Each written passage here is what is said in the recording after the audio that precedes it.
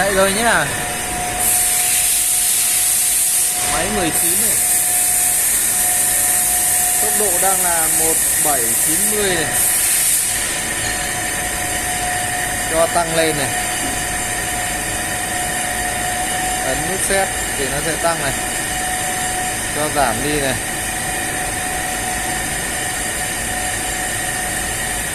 Ấn nút set thì nó sẽ giảm này.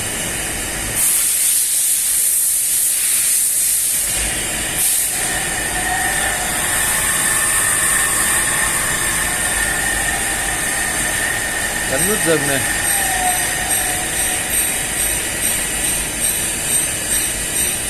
Ok. Ấn nút chạy này.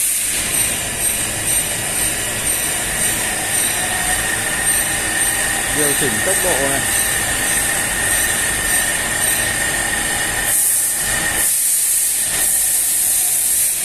Rồi, ok.